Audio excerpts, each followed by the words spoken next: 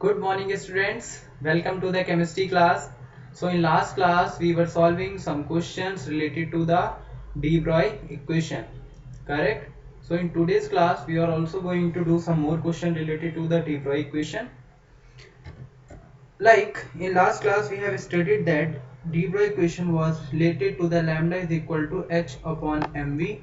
This lambda is the wavelength associated with the matter wave, correct? And we also find the relation between the lambda as well as kinetic energy and the potential difference, correct?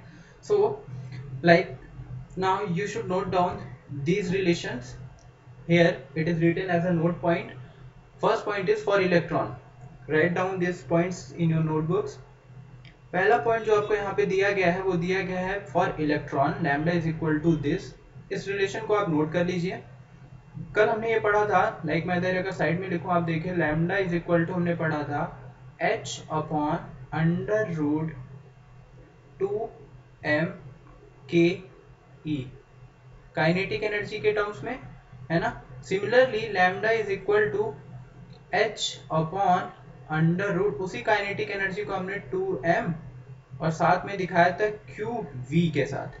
We was the potential difference and Q was the charge.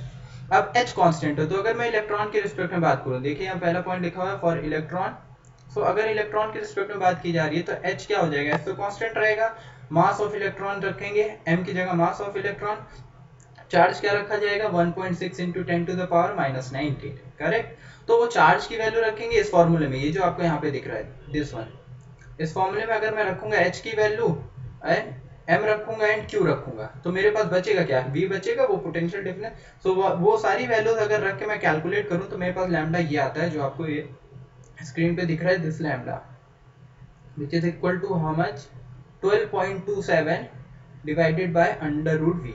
Here v is the potential difference. याद रखिएगा हम इस फॉर्मूले का use कर रहे हैं, velocity मत रख दीजिएगा सब लोग, ठीक है. So lambda is equal to h upon under root 2m qv या ev जो हमने पढ़ा था उस फॉर्मूले में अगर हम रखेंगे तो यहाँ पे v का रिलेशन आएगा. मतलब ये क्या है, ये फॉर्मूला अगर आपको याद है lambda is equal to 12.27 divided by under root v where v is the potential difference.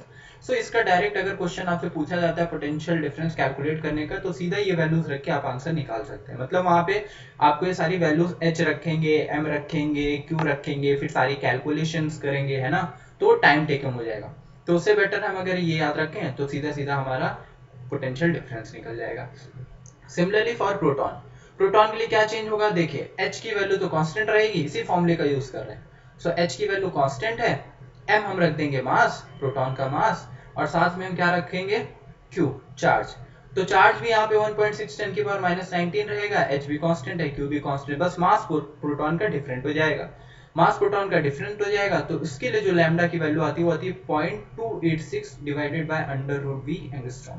ठीक है, वेरी वेरी इंपॉर्टेंट पॉइंट्स हैं ये, नोट कर ली. Similarly for alpha particle lambda जो आएगा वो आएगा 0.101 डिवाइडेड बाय v एंगस्ट्रॉम. ठीक है, सो ये पॉइंट्स आप याद कर लीजिए कि लैम्डा कैलकुलेट करने के लिए हम अगर हमें लैम्डा और v जो कि पोटेंशियल डिफरेंस है इनका रिलेशन फाइंड आउट करना है तो हम डायरेक्ट इन फॉर्मूले का यूज कर सकते हैं. ठीक है, तो चलिए अब कल हमने कुछ क्वेश्चन किए थे लास्ट क्लास में, आज भी हम कुछ क्वेश्चंस करते हैं related to the de Broglie equation. Now this is your question. अब इस क्वेश्चन को अगर हम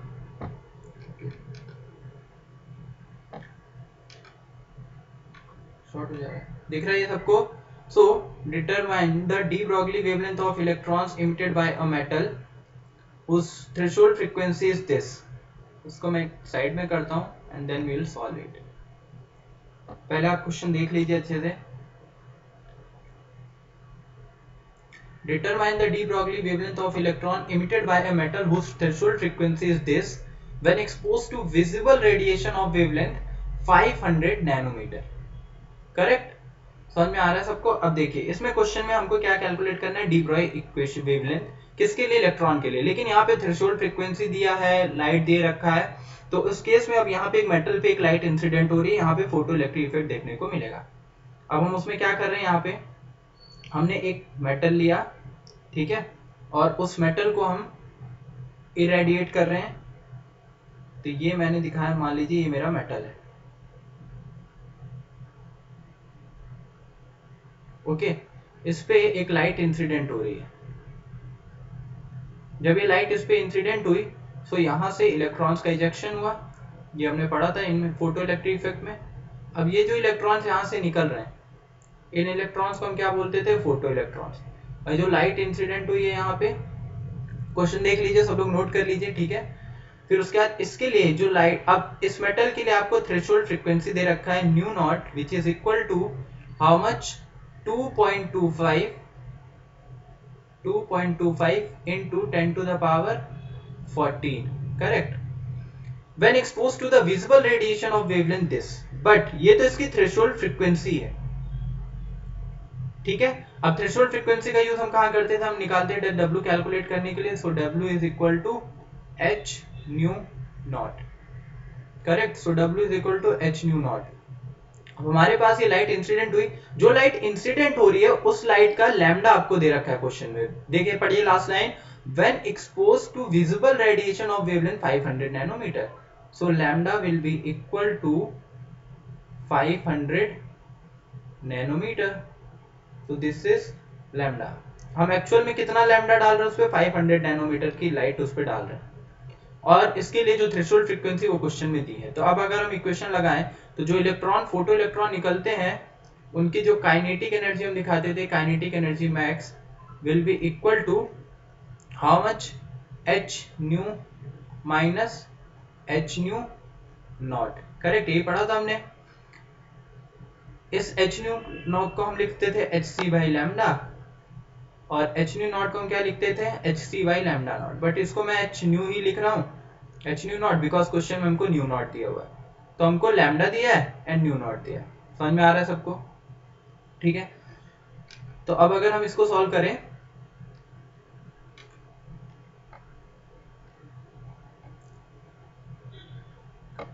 तो देखिए आगे हम काइनेटिक एनर्जी इलेक्ट्रॉन्स की निकालते हैं।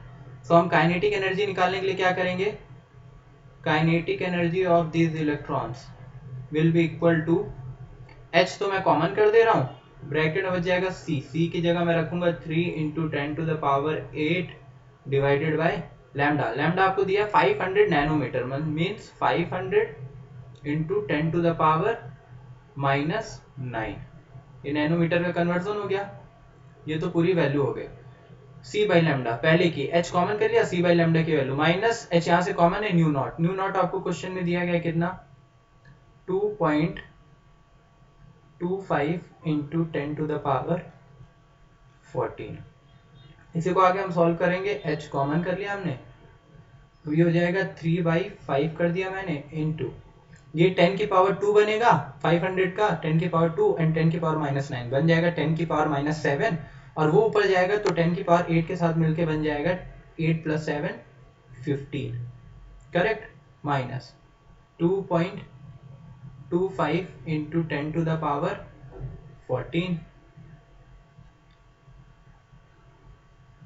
अब देखिए इधर, इसी को आगे हम सॉल्व कर रहे हैं, काइनेटिक एनर्जी h 5/3, ये 3/5 जो हमारे पास कितना जाएगा 0.6, उसको अगर मैं लिख दूं तो बन जाएगा 6 into 10 to the power 14, 0.6 बनेगा, उसको मैंने 15 से 10 की पावर 15 से 10 की पावर 14 बना दिया, साथ में 2.25 into 10 to the power 14, correct, so it will be equal to 6 - 2.25 कितना आ जाएगा, h इंटू, अगर हम 6 में से पहले 10 की पावर 14 कॉमन ले लेंगे तो 6 - 2.25 जो कि कितना आ जाएगा 3.75 into 10 to the power 14, correct, समझ में आ रहा है सबको।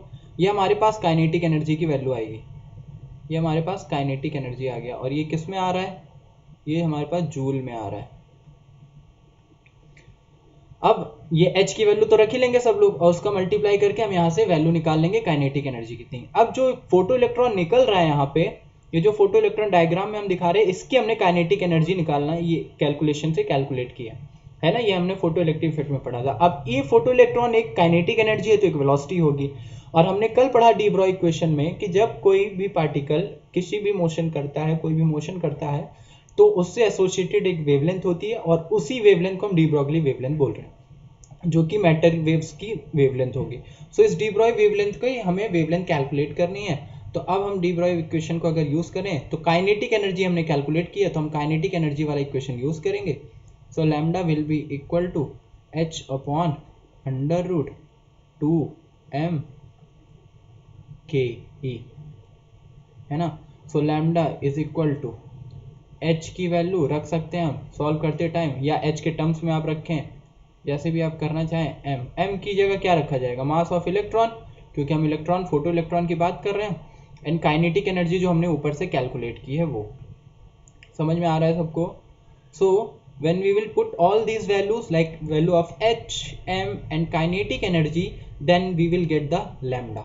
so हमें लैम्डा मिल जाएगा और वो हमारा लैम्डा आंसर आ जाएगा. समझ गए सब लोग क्या हो रहा है. सो इलेक्ट्रॉन यहाँ पे जो फोटो इलेक्ट्रॉन, अब यहाँ पे दो कंसेप्ट यूज हुए हैं, फोटो इलेक्ट्रिक इफेक्ट, साथ में फोटो इलेक्ट्रिक इफेक्ट में जो फोटो इलेक्ट्रॉन निकल रहा है उस फोटो इलेक्ट्रॉन के मोशन से एसोसिएटेड जो वेवलेंथ है, जो वेव है, उसकी वेवलेंथ हमको कैलकुलेट करनी है. सो वो लैम्डा पहले तो हम फोटो इलेक्ट्रिक इफेक्ट का यूज करके काइनेटिक एनर्जी निकाले, देन डी ब्रॉय इक्वेशन का यूज करके हम उस फोटो इलेक्ट्रॉन के लिए एसोसिएटेड वेव की वेवलेंथ कैलकुलेट कर रहे हैं. क्लियर है सबको. आगे सब लोग सॉल्व कर लेंगे. वैल्यूज पुट करनी है, अब कैलकुलेशन का पार्ट है. एच की वैल्यू रखिए, एम की वैल्यू, और जो यहाँ से काइनेटिक एनर्जी निकालिए वो रख दीजिए, आपका लैम्डा आ जाएगा. क्लियर सबको. तो चलिए नेक्स्ट क्वेश्चन करते हैं. नेक्स्ट क्वेश्चन है हमारे पास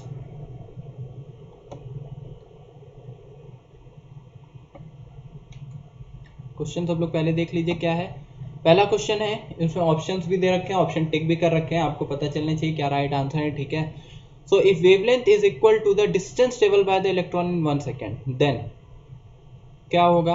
तो अगर मैं पहले क्वेश्चन की बात करूं, तो for first question wavelength is equal to lambda is equal to the distance travel by the electron in 1 second. मतलब लैम्डा किसके इक्वल हो जाएगा, वी के, क्योंकि वी क्या होती है, वेलोसिटी, और वेलोसिटी हम क्या डिफाइन करते हैं, डिस्टेंस ट्रेवल बाय, है ना. तो distance travel by the electron in 1 second, वही आ जाएगा हमारे लिए. So lambda is equal to V. If wavelength is equal to the distance travel by the electron in 1 second, then lambda हमें calculate करना है. So lambda is equal to, हम de Broglie equation लगाएंगे. क्यों लगाएंगे, क्योंकि इलेक्ट्रॉन की बात हो रही है, इलेक्ट्रॉनिक पार्टिकल. अब उसके लिए हमें वेवलेंथ कैलकुलेट करनी है, तो एक पार्टिकल के वेव नेचर को हम कंसीडर कर रहे हैं, तो उसके लिए हम डी ब्रॉय इक्वेशन यूज करेंगे. So lambda is equal to H upon M V. Correct. So lambda will be equal to H upon M V. अब साथ में लैम्डा की जगह आप क्या रख सकते हैं, वी, या फिर वी की जगह लैम्डा. तो H upon M into V की जगह मैंने रख दिया लैम्डा, क्योंकि आपको क्वेश्चन में ये वैल्यूज दी गई है, लैम्डा वी के इक्वल होगा, तो मैंने वी की जगह लैम्डा रख दिया. सो अब मुझे क्या मिलेगा यहाँ से आगे अगर मैं सॉल्व करूँ, सो लैम्डा स्क्वायर हो जाएगा is equal to H upon M. So lambda is equal to under root H upon M. Simple. समझ में आया.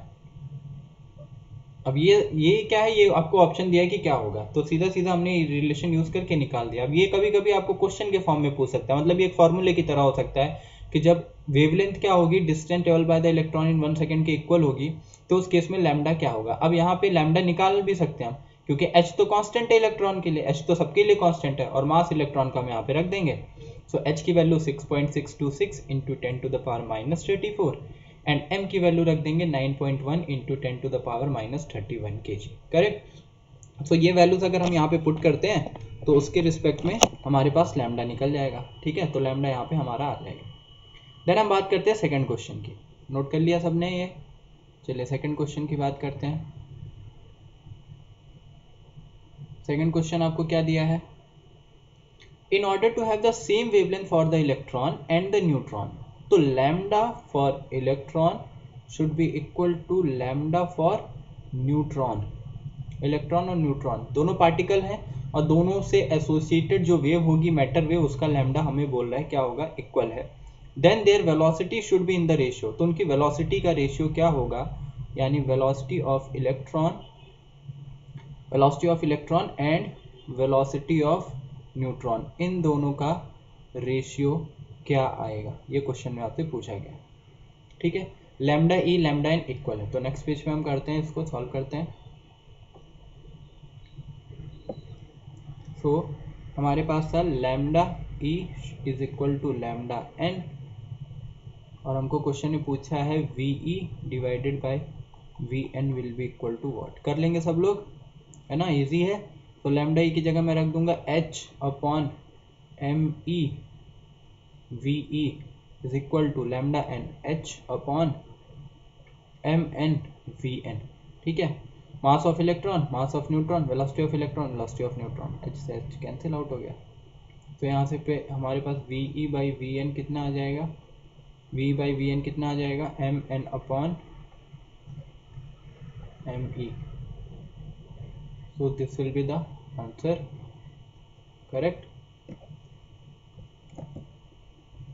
So MN/ME हमारे पास आंसर आ जाएगा। ठीक है, क्लियर है सबको? तो ये कुछ क्वेश्चन थे जो related to de Broglie equation थे। डी ब्रॉय इक्वेशन में जो हमने रिलेशंस पढ़े हैं वो याद रखिएगा। ठीक है, फिर मैं आपको बता रहा हूँ, अगर मैं बात करूँ कि डी ब्रॉय इक्वेशन में जो इम्पोर्टेंट पॉइंट है,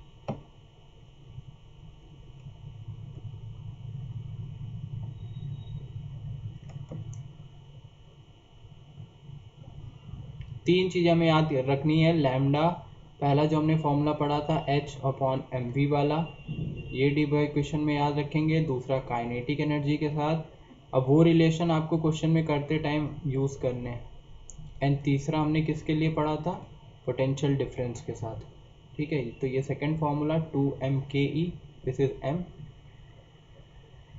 and third one is equal to lambda is equal to H/√, के ए की जगह बस हम क्या रख देंगे, QV, है ना। तो ये तीन फॉर्मूले हैं, ये सबको याद रखने हैं डी ब्रॉय इक्वेशन यूज़ करने के लिए। बस लैम्डा आपसे क्वेश्चन में पूछे, जो भी रिलेशन में पूछा जाए, वेलोसिटी पूछा जाए, काइनेटिक एनर्जी, वहाँ से हम रिलेशन यूज़ करके कैलकुलेट कर सकते हैं। चलिए, अब हम आते हैं नेक्स्ट टॉपिक पे। एक नया टॉपिक आज पढ़ते हैं। कल हमने डी ब्रॉय इक्वेशन पढ़ा था, जो हमने बोर्ड्स मॉडल में देखा था कि हमारा फोर्थ पॉइंट था डिस्कशन का, है ना, जो ड्रॉबैक थे। सो बोर्ड्स मॉडल के ड्रॉबैक में कल हमने देखा था कि फोर्थ पॉइंट था डी ब्रॉय इक्वेशन का, एंड फिफ्थ पॉइंट था क्या, हाइजेनबर्ग अनसर्टेनिटी प्रिंसिपल का। सो वो प्रिंसिपल क्या होता है उसके बारे में हम डिस्कशन करेंगे यहाँ पे। ठीक है, सब लोग इसको नोट करेंगे। हम बात करने जा रहे हैं नए टॉपिक की।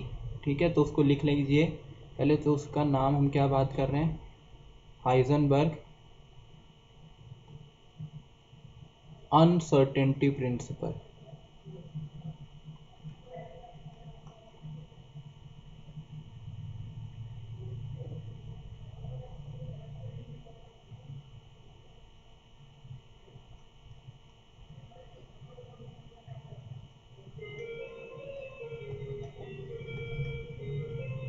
तो हाइजेनबर्ग अनसर्टेनिटी प्रिंसिपल। सो बच्चों, अब हम देखते हैं हाइजेनबर्ग अनसर्टेनिटी प्रिंसिपल के बारे में कि what is Heisenberg uncertainty principal. ठीक है, लेट मी चेक। सो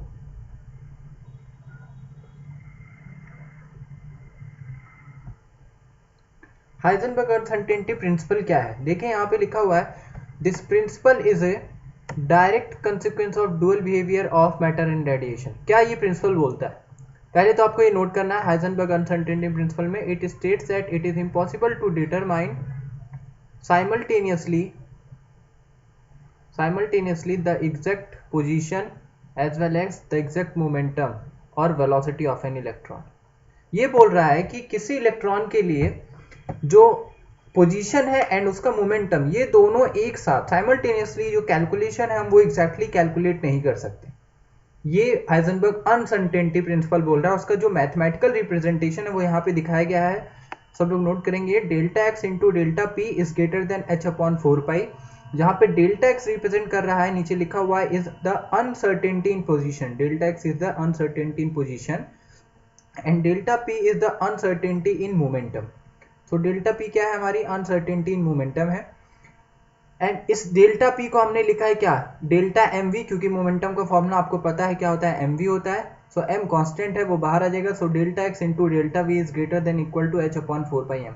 ये जो इनका स्टेटमेंट है, it is impossible to determine simultaneously the exact position and exact momentum of an electron, इसका ये मैथमेटिकल रिप्रेजेंटेशन है। ठीक है, delta X and delta V क्या रिप्रेजेंट कर रहे हैं, अब इसी को हम बोल सकते हैं कि delta x into delta p, या फिर थर्ड लाइन जो लिखी है delta x into delta v. इन दोनों के रिप्रेजेंटेशन से हम बता सकते हैं कि हमारे पास जो डेल्टा एक्स तो फिक्स है uncertainty in position, and delta p क्या रिप्रेजेंट कर रहा है, अनसर्टेनिटी इन मोमेंटम, या फिर delta v uncertainty in velocity. So इसकी हेल्प से हम ये मैथमेटिकल कैलकुलेशन ये दी गई है, इसकी हेल्प से हम डिफरेंट कैलकुलेशन कर सकते हैं। बट ये क्या सिग्निफाई कर रहा है हाइजेनबर्ग, हालांकि ये तो फॉर्मूला है, नॉर्मल फॉर्मूला हो गया हाइजेनबर्ग अनसर्टेनिटी प्रिंसिपल, आपको बस फॉर्मूला याद रखना है, इसके बेस पे जो कैलकुलेशंस आएंगी वो करनी है। बट ये बोल क्या रहा है, ये बता रहा है कि अगर हम यहाँ पे देखें लाइक हाइड्रोजन के अगर हम बात करें, जो हमने पढ़ा था इससे पहले,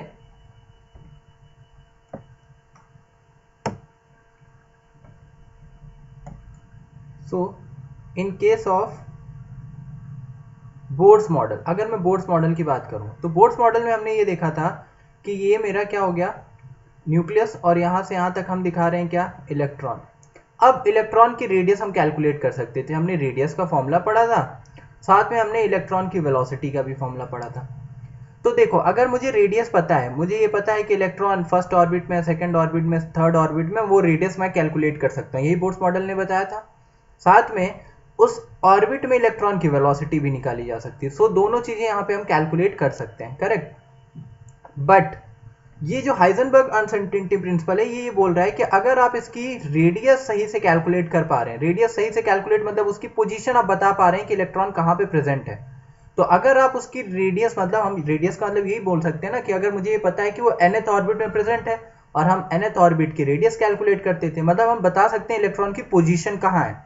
सो इलेक्ट्रॉन न्यूक्लियस के सराउंड में कहाँ है, तो अगर मैं एग्जैक्टली उसकी जो रेडियस है, मतलब जो मैं उसकी पोजीशन एग्जैक्टली कैलकुलेट कर रहा हूँ, तो उसकी वेलोसिटी जो मैं कैलकुलेट करूंगा उसमें बहुत बड़ी एरर आएगी, मतलब वो करेक्ट नहीं होगी। दोनों को साइमल्टेनियसली कैलकुलेट नहीं किया जा सकता, जबकि बोर्ड्स मॉडल बोलता है कि मैं आर एंड वी दोनों कैलकुलेट कर सकता हूँ। अब ये अगेन जैसे कल हमने पढ़ा था, किसके बारे में, कल हमने पढ़ा था डी ब्रॉय इक्वेशन, हमने देखा था वो किसके लिए एप्लीकेबल होता है, माइक्रोस्कोपिक पार्टिकल्स के लिए, बट माइक्रोस्कोपिक के केस में नहीं होता। सिमिलरली हाइजेनबर्ग अनसर्टेनिटी प्रिंसिपल भी माइक्रोस्कोपिक की अगर हम बात करें तो माइक्रोस्कोपिक पार्टिकल्स के लिए इसका एक सिग्निफिकेंस है, लेकिन जब हम मैक्रोस्कोपिक पार्टिकल्स के रिस्पेक्ट में बात करते हैं तो इसका सिग्निफिकेंस नहीं रहता। सो आगे अगर हम देखें बच्चों यहाँ पे, सो माइक्रोस्कोपिक के लिए हम डिस्कशन कर रहे हैं, माइक्रोस्कोपिक एंड मैक्रोस्कोपिक के रिस्पेक्ट में। देखिए जैसे मान लीजिए ये मेरी एक कार है, ठीक है, ये एक कार है और ये एक v वेलोसिटी से मूव कर रही है। तो अगर मुझे इसकी वेलोसिटी पता है तो मैं यहाँ पे बता सकता हूँ कि कितने टाइम के बाद ये जो कार है, अगर मुझे बोला जाए कि अगर मुझे बोला गया कि ये कार की जो वेलोसिटी है that velocity is equal to 10 metre per second, correct, 10 metre per second है, तो बोला जाए कि 5 सेकेंड के बाद ये कार कहाँ होगी, तो 5 सेकेंड में पर सेकेंड 10 मीटर है, तो 5 सेकेंड में 50 मीटर डिस्टेंस कवर कर लेगा। तो मैं बता सकता हूँ कि 50 मीटर के बाद, मतलब 50 मीटर के बाद ये कार कहाँ पे होगी, 50 मीटर के डिस्टेंस पे होगी, है ना। तो कार की मैं पोजीशन बता सकता हूँ, तो मुझे वेलोसिटी पता है तो मैं उसकी पोजीशन बता सकता हूँ, या फिर उसके एक्सेलरेशन की वजह से भी हम यहाँ पे सारी चीज़ें निकाल सकते हैं। F is equal to M A का जो हम यूज़ करते हैं, न्यूटन्स लॉ ऑफ मोशन, या फिर आपने 9th या 10th क्लास में जो डिफरेंट इक्वेशंस पढ़े हैं, v is equal to U plus A T, है ना। तो उन सारे इक्वेशंस का अगर हम बात करें तो उनका यूज़ करके हम किसी मैक्रोस्कोपिक बड़े पार्टिकल का, जैसे मैंने इसको क्या लिया था, कार लिया था, तो हम उसकी पोजीशन एंड वेलोसिटी दोनों का कैलकुलेशन कर सकते हैं, मतलब हम दोनों चीज़ें एक्यूरेटली बता सकते हैं।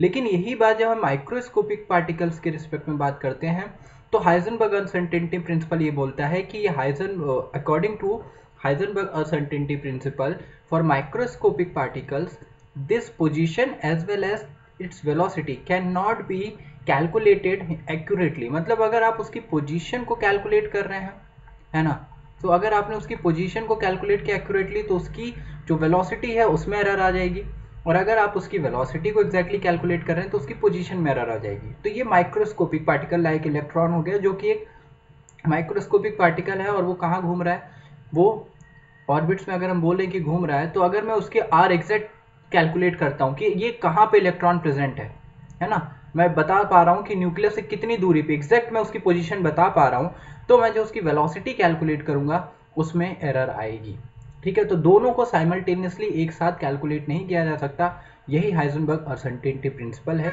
और D Broglie and Heisenberg uncertainty principal दोनों एक तरह से उसके वेव नेचर को कंसीडर करके निकाले जाते हैं, क्योंकि इलेक्ट्रॉन को जब तक पार्टिकल मान रहे तब तक बोर्ड्स मॉडल में क्या किया था, इलेक्ट्रॉन को पार्टिकल कंसीडर किया, तो वहां पे इलेक्ट्रॉन के पार्टिकल मान के हमने उसकी पोजीशन वेलोसिटी दोनों कैलकुलेट की। लेकिन जब ये इलेक्ट्रॉन ऐसे मूव कर रहा है ना, उससे एसोसिएटेड एक वेवलेंथ है।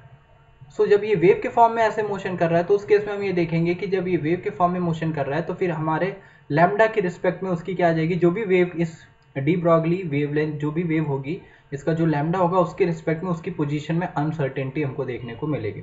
सो पोजीशन एंड वेलोसिटी में दोनों को हम एक साथ एग्जैक्टली कैलकुलेट नहीं कर सकते। तो यही है हाइजेनबर्ग अनसर्टेनिटी प्रिंसिपल। ठीक है, क्लियर है। माइक्रोस्कोपिक के लिए ये जो है वो एग्जैक्टली एप्लीकेबल नहीं होता, क्योंकि वहाँ पे भी फॉर्मूला हम लगा सकते हैं जो हमने पढ़ा है, बट उस केस में हम देखेंगे कि वैल्यूज जैसे हमने देखा था डी ब्रॉगली वेवलेंथ में, कि माइक्रोस्कोपिक के केस में जो एसोसिएटेड वेवलेंथ होती है, वेवलेंथ तो होती है बट वो बहुत स्मॉल होती है, तो उसका कोई सिग्निफिकेंस नहीं बचता।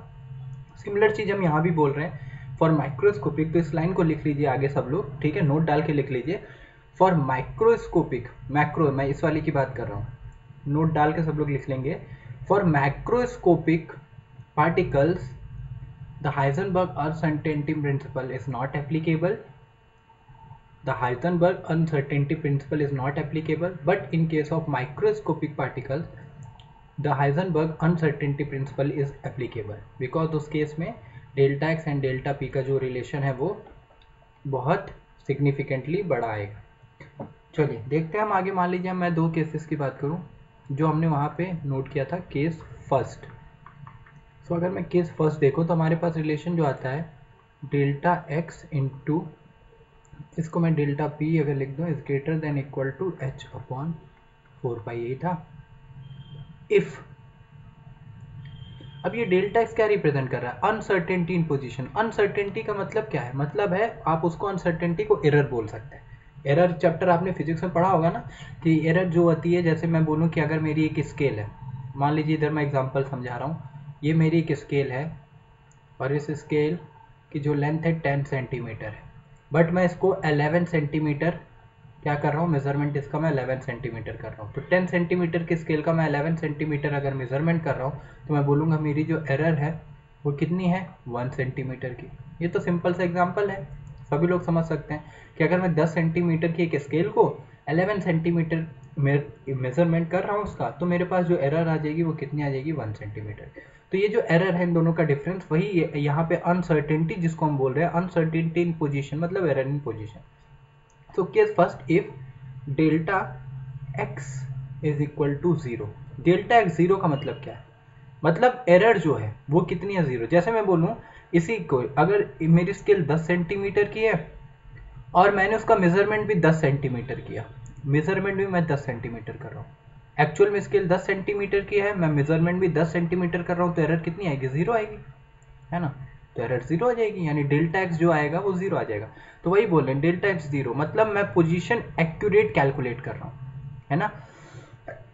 Sorry, so position is calculated accurately when delta X is 0।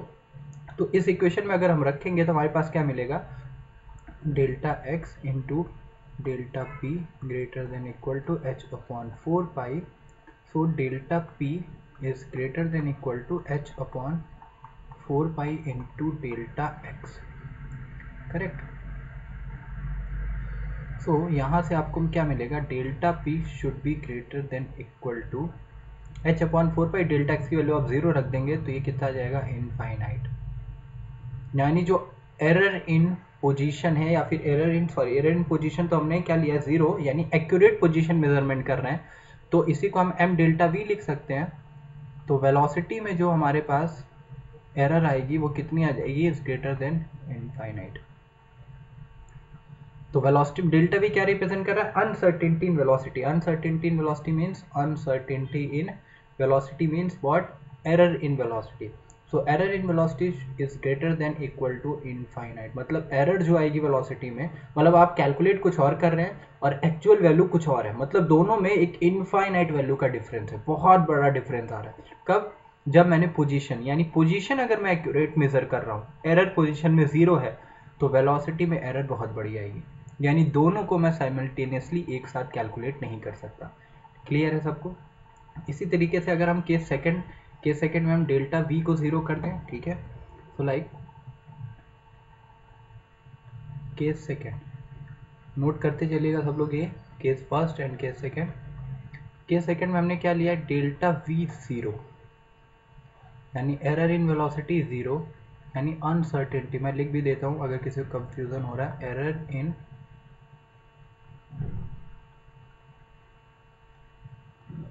Velocity is 0। इसी को हम क्या बोल रहे हैं, अनसर्टेनिटी इन वेलोसिटी या एरर इन वेलोसिटी क्या है, 0 है। तो उस केस में हमारे पास जो इक्वेशन आएगी, delta x into M delta V should be greater than equal to h upon 4 pi. So we'll put here delta x is greater than equal to h upon 4 pi into m delta v. So m delta v की values आप जब यहाँ पे put करेंगे तो आपको क्या मिल जाएगा, delta x is greater than equal to, सीधा सीधा आप डेल्टा v हमने 0 रख दिया तो ये बन जाएगा इनफाइनाइट। मतलब हम यहाँ पे ये बोल रहे हैं कि एरर इन पोजीशन, इलेक्ट्रॉन की जो भी पोजीशन है, एरर इन पोजीशन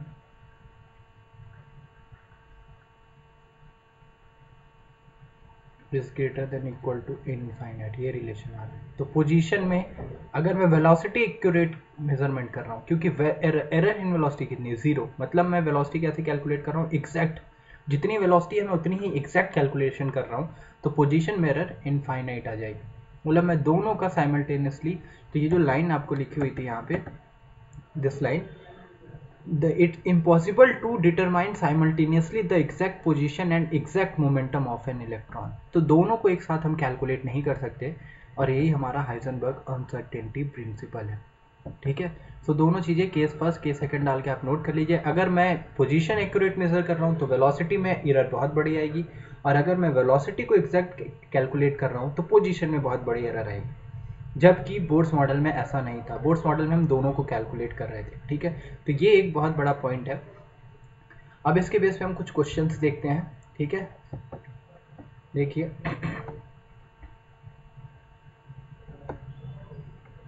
पहले सब लोग क्वेश्चन नोट कर लीजिए, इसको जूम कर दे रहा हूँ, ठीक है, ताकि हम बाद में क्वेश्चंस कर पाए। क्वेश्चन सब लोग नोट कर लीजिए। शायद क्वेश्चन आपको क्लियरली नहीं दिख रहा है तो मैं पढ़ देता हूँ एक बार।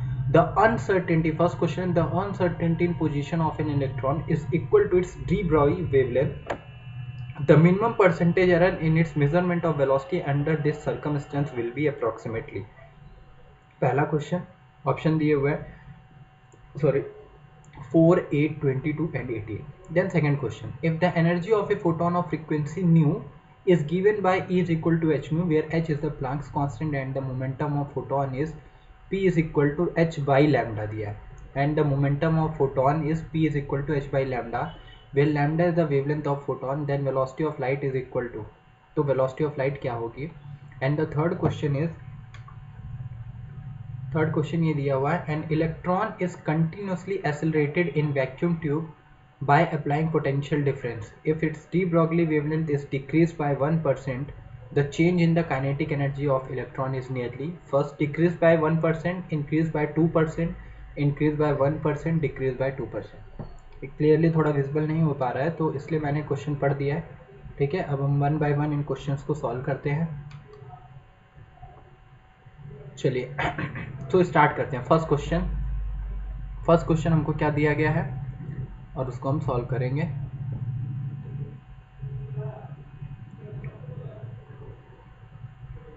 So first question, the uncertainty in position of electron is equal to its de Broglie wavelength। तो uncertainty in position, जिसको मैं क्या बोलता हूँ, डेल्टा एक्स, ये किसके इक्वल है, is equal to its de Broglie wavelength lambda, ठीक है। अब de Broglie wavelength and Heisenberg uncertainty principle, इन दोनों कंसेप्ट को इस क्वेश्चन में यूज किया गया है, और इन दोनों रिलेशन की हेल्प से हमें बाकी चीजें कैलकुलेट करनी है। The minimum percentage error in its measurement of velocity, तो वेलोसिटी का जो मेजरमेंट कर रहे हो उसमें मिनिमम परसेंटेज एरर कितना आएगा, तो परसेंटेज एरर कैलकुलेट करनी है अंडर दिस सर्कमस्टेंस। तो अगर हम इक्वेशन यूज करें, सो डेल्टा एक्स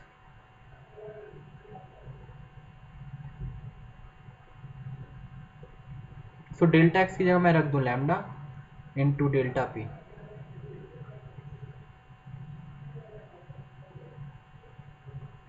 एच अपॉन 4 पाई। तो अब इसके आगे कैलकुलेट करते हैं हम, 1 मिनट।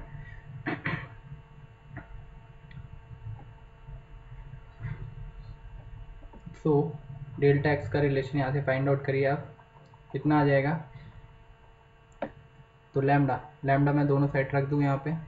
अब इस केस में H upon 4 pi, so M delta we is greater than equal to H upon 4 pi into lambda. Clear है ये? डेल्टा एक्स की जगह मैंने लैम्डा रख दिया in the measurement of velocity.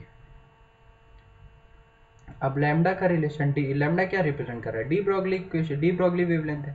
So lambda is equal to, हम ये भी पढ़ते हैं, h upon p m v.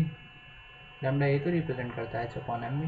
तो लैम्डा की जगह अगर मैं ये वैल्यू रख दूँ तो m delta we is greater than equal to H upon 4 pi into lambda की जगह H divide by M V करूँगा तो एम वी कहाँ चला जाएगा, ऊपर चला जाएगा। तो एच से एच कैंसिल आउट हो जाएगा, एम से एम कैंसिल आउट हो जाएगा। तो रिलेशन क्या बचेगा, delta V divided by V is greater than equal to 1/4 pi. तो ये चेंज, ये एरर इन वेलोसिटी है। डेल्टा वी क्या रिप्रेजेंट कर रहा है, अनसर्टेनिटी इन वेलोसिटी या एरर इन वेलोसिटी।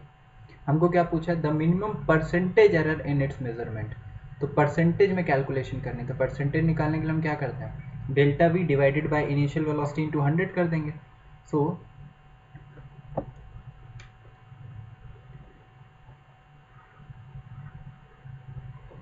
आप यहाँ पे आगे कैलकुलेशन कर लीजिए।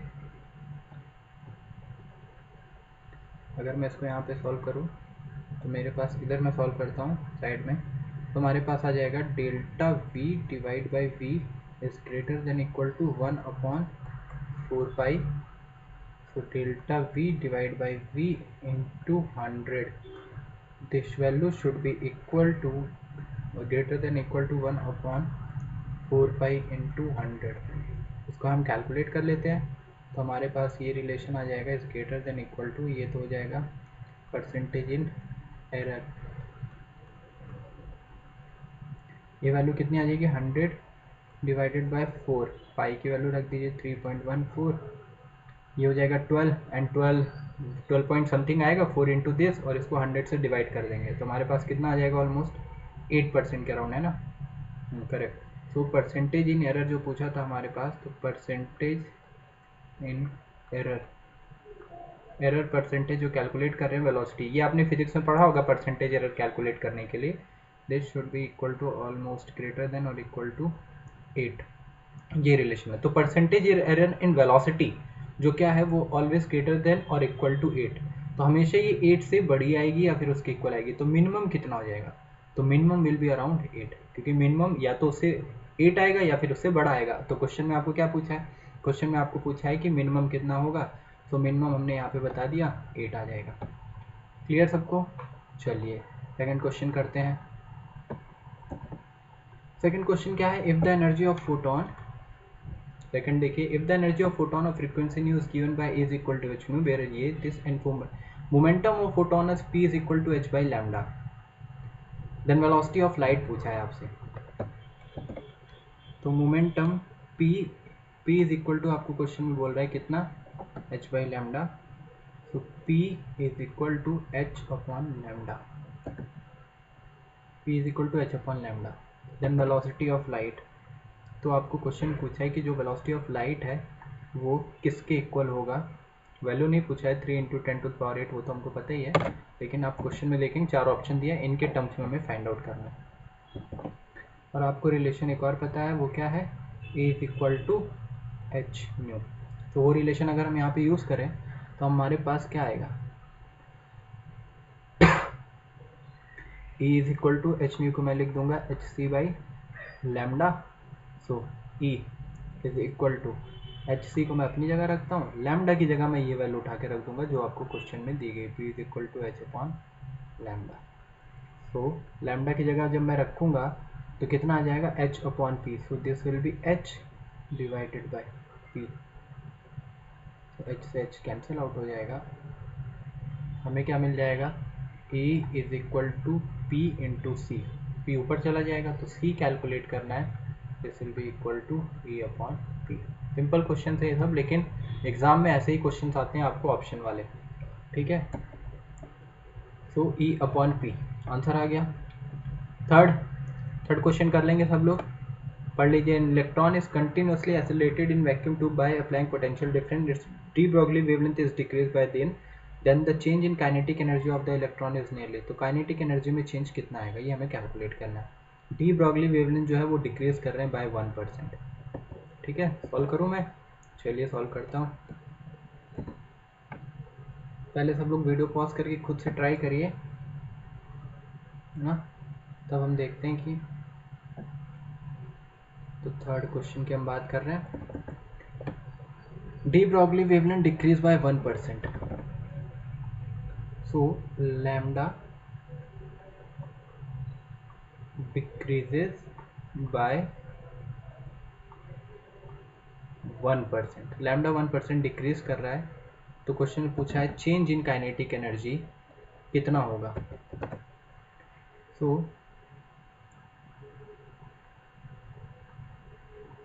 चेंज इन काइनेटिक एनर्जी, ये आपको क्वेश्चन में पूछा गया है। तो चेंज इन काइनेटिक एनर्जी कितना होगा, lambda decreases by 1%। D Broglie wavelength की बात कर रहा है, तो लैम्डा का इक्वेशन हम यूज़ करते हैं, is equal to H upon, मैं आपको बता दे रहा हूँ, सब लोग आगे सॉल्व करेंगे खुद से, 2m/ke, ठीक है। अब मैं एक इक्वेशन लिखता हूँ, lambda 1 h upon 2m, m तो सेम ही रहेगा, इलेक्ट्रॉन की बात हो रही है।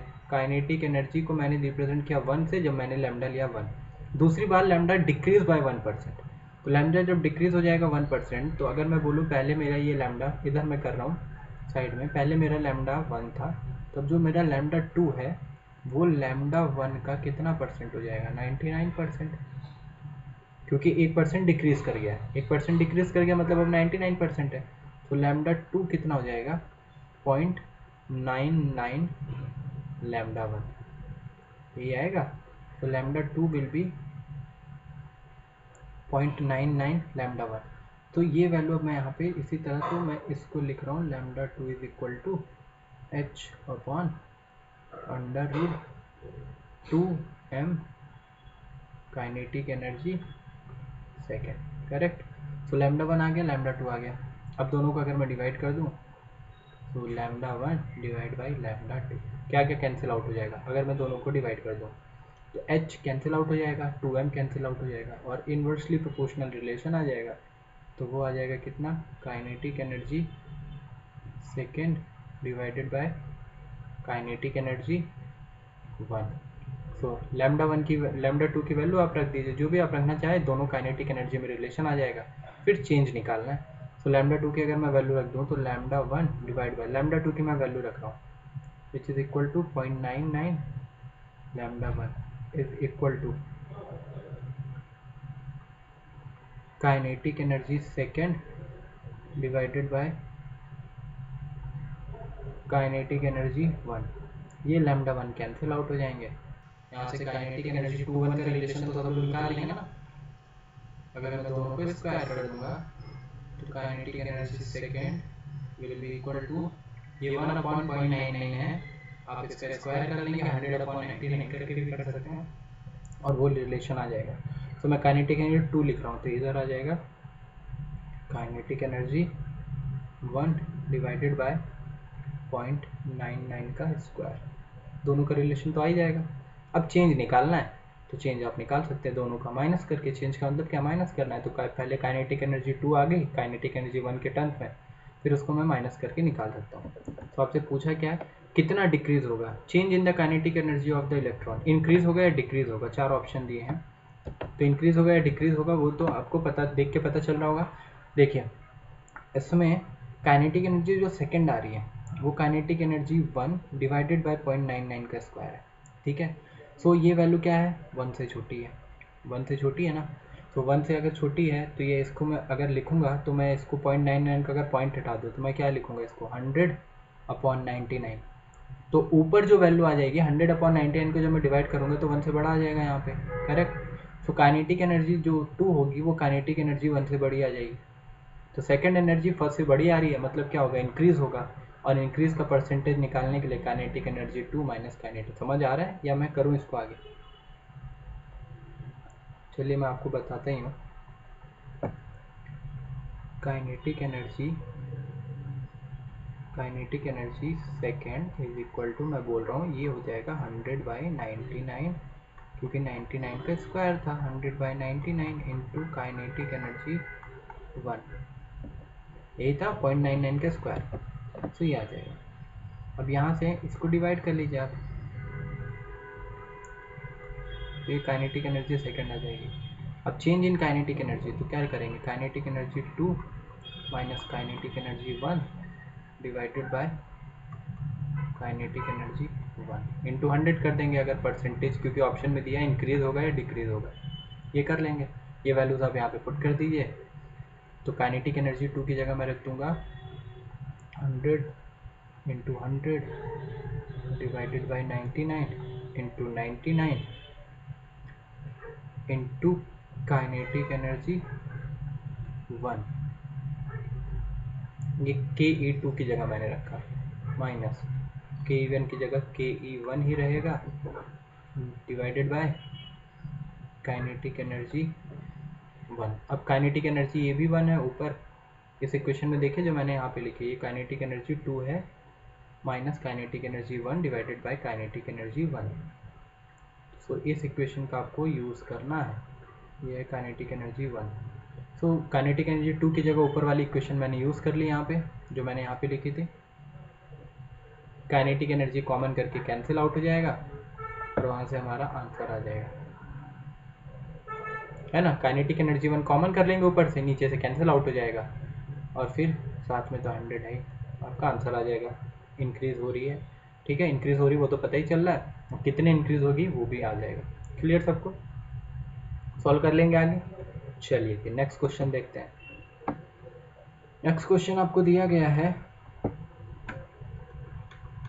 Calculate the uncertainty in position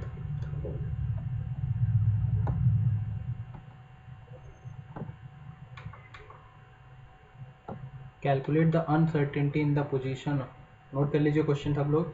calculate the uncertainty in position of an electron if delta we is 0.1%, change in velocity या एरर इन वेलोसिटी 0.1% है, take the velocity of electron is this, mass of electron is this, ठीक है। सो इसको solve करने के लिए हम क्या कर रहे हैं, डेल्टा वी आपको क्वेश्चन में दिया गया है, delta we is equal to 0.1%, correct. साथ में वेलोसिटी दी गई आपको क्वेश्चन में 2.2 into 10⁶ metre per second, and mass of electron तो आपको पता ही है। अब इस क्वेश्चन को हमको सॉल्व करना है।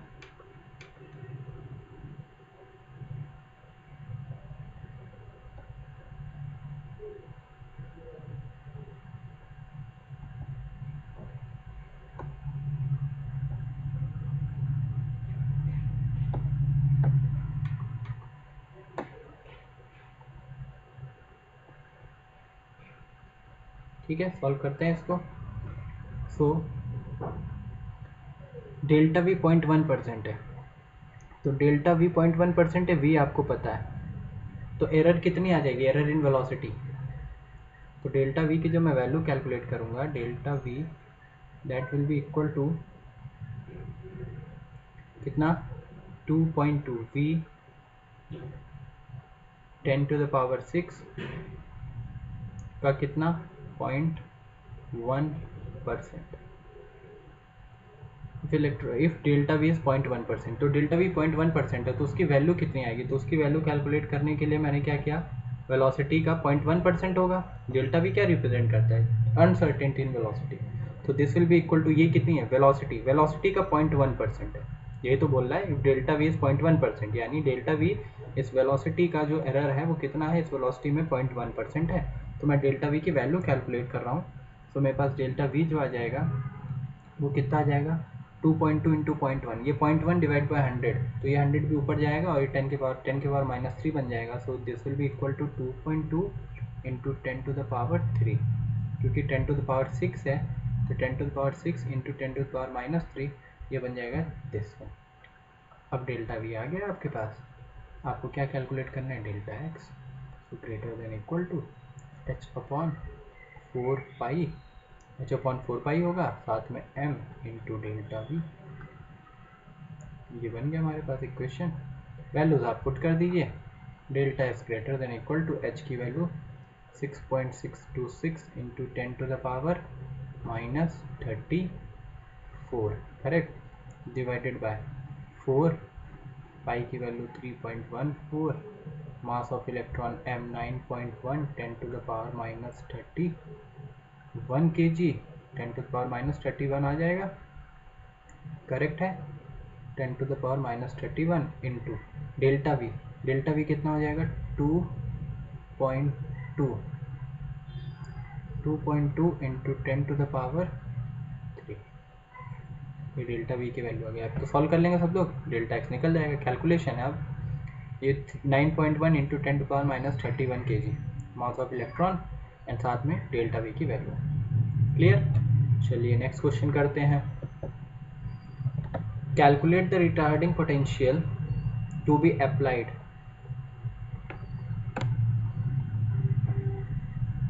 क्वेश्चन सब लोग पहले पढ़ लीजिए, क्या दिया हुआ है। Calculate the retarding potential to be applied to an electron to increase the de Broglie wavelength from this to this. तो डी ब्रॉगली वेवलेंथ या डी ब्रॉय वेवलेंथ जो है वो इंक्रीज करनी है। तो हमें बताना है कि पोटेंशियल हम कितना रिटार्डिंग पोटेंशियल अप्लाई करेंगे किसी इलेक्ट्रॉन पे जिससे उसकी वेवलेंथ जो होगी चेंज हो जाए। और डी ब्रॉय इक्वेशन जो हमने पढ़ा था उसका पोटेंशियल के साथ क्या रिलेशन होता है वो हमें यहाँ पे उस इक्वेशन का यूज़ करके कैलकुलेट करना है। ठीक है, नोट कर लिया सबने क्वेश्चन। चलिए अब आगे हम इस क्वेश्चन को सॉल्व करते हैं। तो हमारे पास इक्वेशन है डी ब्रॉय में lambda is equal to H upon M, correct. So lambda आपको बोल रहा है क्या होना चाहिए 1.75 से 2.25। अब मुझे पोटेंशियल वाला लैम्डा का यूज़ करना है, सॉरी। सो दिस, इसको मैं रफ कर देता हूँ। लैम्डा हम यहाँ पे फॉर्मूला कौन सा यूज़ करेंगे, lambda will be equal to H upon under root, किसकी बात कर रहा है, इलेक्ट्रॉन की, तो 2mev। इस फॉर्मूले का हमको यूज़ करना है। यहाँ पे v क्या होता है, पोटेंशियल होता है, e इलेक्ट्रॉन का चार्ज, m मास, h तो कांस्टेंट है। इस रिलेशन का यूज़ करना है। सो मेरे पास बोल रहा है कि calculate the retarding potential to be applied to increase its de Broglie wavelength. De Broglie wavelength क्या करनी है, मुझे इंक्रीज करनी है। ठीक है, 1.75 से 2.25 एंगस्ट्रॉम। तो मुझे ये देखना होगा कि अगर मैं एक इलेक्ट्रॉन है, चलिए मैं इसको यहाँ से समझाता हूँ इस क्वेश्चन को। क्वेश्चन सब लोग ध्यान से पढ़ लीजिए, जिसको समझ में आया है वो अपना पॉज करके क्वेश्चन सॉल्व करेगा। ये इलेक्ट्रॉन है, ये इलेक्ट्रॉन ऐसे मूवमेंट कर रहा है, इससे एसोसिएटेड कोई वेवलेंथ है, उसको मैं मान लेता हूँ ये मेरा लैम्डा 1 है, जो कि क्वेश्चन में दिया है 1.75 एंगस्ट्रॉम, करेक्ट। दूसरे केस में अगेन मेरे पास ये इलेक्ट्रॉन है और ये इस तरीके से मोशन कर रहा है। तो इस केस में आपको लैम्डा 2 कितना दिया गया है, 2.25। अब इस बार एसोसिएटेड वेवलेंथ की 2.25 है। अब इस चीज़ को ध्यान से समझिए, ये इलेक्ट्रॉन था, इससे एसोसिएटेड वेवलेंथ थी लैम्डा 1। अब जो इलेक्ट्रॉन चल रहा है उससे एसोसिएटेड लैम्डा 2 है ये, साथ में लैम्डा का जो ये एसोसिएटेड वेवलेंथ है जो डी ब्रॉय इक्वेशन से निकालते हैं, तो उसका रिलेशन हमने पढ़ा है किसके साथ, inversely proportional to kinetic energy. यही होता है रिलेशन इन्वर्सली, फॉर्मूला याद होगा h अपॉन 2m के ई की जगह ई भी आ जाता है, या इसी इक्वेशन का मैं यूज़ कर लूँ पहला। तो देखो h कांस्टेंट है, मास इलेक्ट्रॉन का कांस्टेंट है, तो यहीं से मैं बोल सकता हूँ lambda inversely proportional to velocity. और वेलोसिटी के साथ जो रिलेशन होगा वही काइनेटिक एनर्जी के साथ, वेलोसिटी बढ़ेगी तो काइनेटिक एनर्जी बढ़ेगी, क्योंकि फॉर्मूला आपको पता है 12mv²। मैं यहाँ पे क्या समझाने का ट्राई कर रहा हूँ, इलेक्ट्रॉन की पहले डी ब्रॉय वेवलेंथ ये थी, बाद में डी ब्रॉय वेवलेंथ ये हो गई, इंक्रीज हो गई है। तो अगर डी ब्रॉय वेवलेंथ इंक्रीज हुई है तो उसकी काइनेटिक एनर्जी क्या हुई है, कम हुई है ना। काइनेटिक एनर्जी कम हुई या वेलोसिटी कम हुई है, वही बोल रहा है। रिटार्डिंग पोटेंशियल मतलब जो उसमें रिटार्डेशन कर रहे, एसिलरेटिंग पोटेंशियल बोलता है मतलब एसिलरेट कर रहे। तो इलेक्ट्रॉन एसिलरेट करने का मतलब क्या होता है, उसकी स्पीड को बढ़ा देना, है ना। तो यहाँ पे रिटार्डिंग पोटेंशियल की बात कर रहा है, मतलब उसकी स्पीड को हमें कम करना है। वो आप यहाँ से भी देख सकते हैं कि लैम्डा मैं बढ़ा रहा हूँ तो उसकी काइनेटिक एनर्जी कम हो जाएगी, वेलोसिटी कम हो जाएगी। मतलब मैं उस पर एक ऐसा पोटेंशियल अप्लाई कर रहा हूँ जो कि उसको रिटार्डेशन कर रहा है उसकी स्पीड में, यानी वेलोसिटी कम कर दे रहा है। करेक्ट। सो वो हमको कैलकुलेट करना है कि क्या होगा। तो पहले केस में लैम्डा, क्या इस केस में मैं इसकी काइनेटिक एनर्जी का इक्वेशन लगाऊंगा, दूसरे केस में काइनेटिक एनर्जी का इक्वेशन लगा सकता हूँ। यहाँ पे कुछ वेलोसिटी रही होगी, पहले केस में v1, दूसरे केस में v2। करेक्ट, यही होगा। ठीक है, अब v1 से v2 गया, v1 से v2 गया।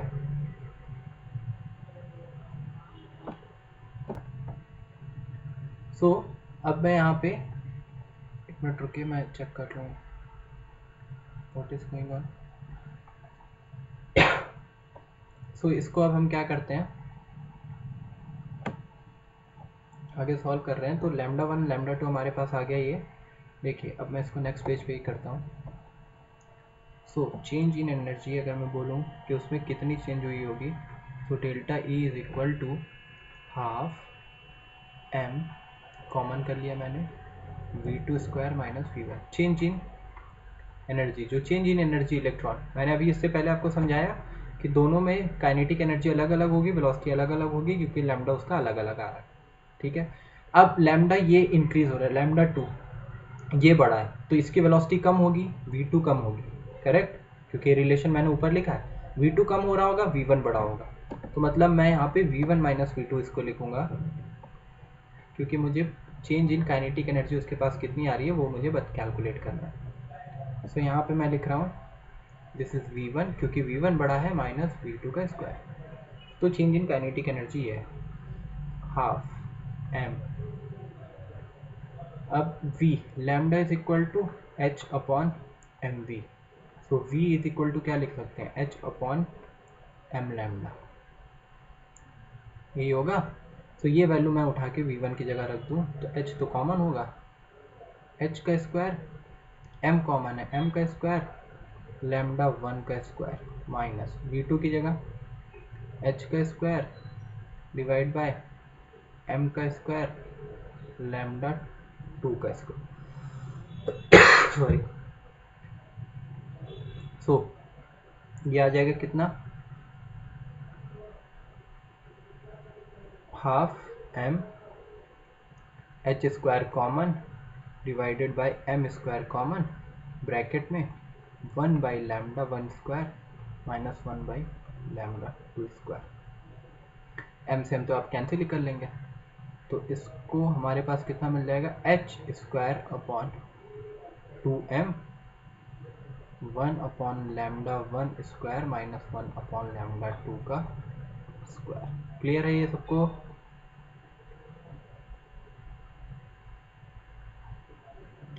ये आ गया, ये चेंज इन एनर्जी, यानी एक्चुअल में उस इलेक्ट्रॉन की कितनी काइनेटिक एनर्जी चेंज हो रही है। अब ये जो एनर्जी चेंज हो रही है क्यों हो रही है, क्योंकि हम उस पर एक रिटार्डिंग पोटेंशियल अप्लाई कर रहे हैं। तो ये जो चेंज इन एनर्जी है, दिस चेंज इन एनर्जी यानी delta E will be equal to e V naught, है ना। ये जो चेंज इन एनर्जी है, यानी इलेक्ट्रॉन की पहले ये एनर्जी थी हाफ एम वी स्क्वायर, जिसमें हमने लैम्डा 1 रखा है, बाद में एनर्जी ये हो गई, लैम्डा 2 हो गई। तो जो चेंज इन एनर्जी हुई, जो उसकी स्पीड कम हुई, क्योंकि वेवलेंथ हमने बढ़ाई, तो जो स्पीड कम हुई है, जो उसकी एनर्जी कम हुई है, वो एनर्जी क्यों हो रही है, क्योंकि हम उस पर एक रिटार्डिंग पोटेंशियल अप्लाई कर रहे हैं। वी नॉट हम यहाँ से कैलकुलेट कर लेंगे।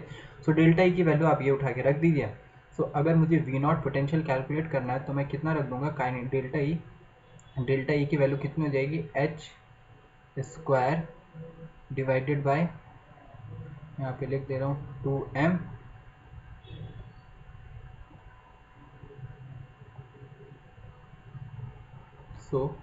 It will be h square divided by 2m, और साथ में e भी आ जाएगा, and into 1 by lambda 1 square -1/λ2 का स्क्वायर, करेक्ट। तो λ1 का स्क्वायर एंड λ2 का स्क्वायर, λ1 λ2 आपको क्वेश्चन में दिया गया है, h की वैल्यू पता है, m की वैल्यू पता है, e की वैल्यू पता है, रख लीजिए, वैल्यू कैलकुलेट कर लीजिए। मैं इसका आंसर आपको बता देता हूँ। आंसर इसका आ रहा है अराउंड 1.94 वोल्ट, ठीक है, 1.94। अब तो वैल्यूज रखनी है, वैल्यूज रख के कैलकुलेशन करनी है। So this V naught potential is this volt, ठीक है, मैंने वी नॉट से दिखा दिया है, आप वी से दिखाना चाहे वी से दिखा सकते हैं। समझ में आया सबको ये क्वेश्चन? तो चेंज इन जो उसकी एनर्जी हुई थी, क्वेश्चन में क्या पूछा था, क्वेश्चन में आपको ये दिया था कि डी ब्रॉय वेवलेंथ चेंज हो जा रही है एक रिटार्डिंग पोटेंशियल अप्लाई करने से, तो क्या हो रहा होगा। तो ये मैंने आपको समझाया, डी ब्रॉय वेवलेंथ अगर चेंज हो रही है, क्या हो रही है, चेंज में भी इंक्रीज हो रही है, तो वेलोसिटी कम हो रही है, यानी काइनेटिक एनर्जी कम हो रही है। जो काइनेटिक एनर्जी कम होगी वही kinetic energy delta E is equal to e V naught हो जाएगी, जहाँ पे वी नॉट बताएगा कि कितना रिटार्डिंग पोटेंशियल हमने अप्लाई किया है। सो वी नॉट हम यहाँ से आगे कैलकुलेट कर लेंगे और वो हमारा आंसर आ जाएगा। क्लियर सबको? सो लास्ट क्लास में हमने डिस्कशन किया था डी ब्रॉय इक्वेशन का, आज की क्लास में हमने डिस्कशन किया किसका, हाइजेनबर्ग अनसर्टेनिटी प्रिंसिपल। ये दोनों रिलेटेड हैं, आपने देखे कई क्वेश्चन ऐसे हैं जिसमें, जैसे यही क्वेश्चन है, इसमें हम इसमें तो नहीं यूज़ कर रहे, इसमें हम किसका यूज़ कर रहे हैं, ओनली डी ब्रॉय इक्वेशन का। कई क्वेश्चन ऐसे हैं जिसमें D Broglie equation and Heisenberg uncertainty principal दोनों कंसेप्ट का यूज हुआ है, और ये दोनों ही कंसेप्ट किसको कंसिडर करके चल रहे हैं, वेव कैरेक्टरिस्टिक को कंसिडर करके चलते हैं। और वेव कैरेक्टरिस्टिक जब हम कंसिडर करते हैं तो हमारा जो बोर्ड्स मॉडल है वो फेल हो जाएगा, क्योंकि बोर्ड्स मॉडल में इलेक्ट्रॉन को एज अ पार्टिकल डिफाइन किया गया है।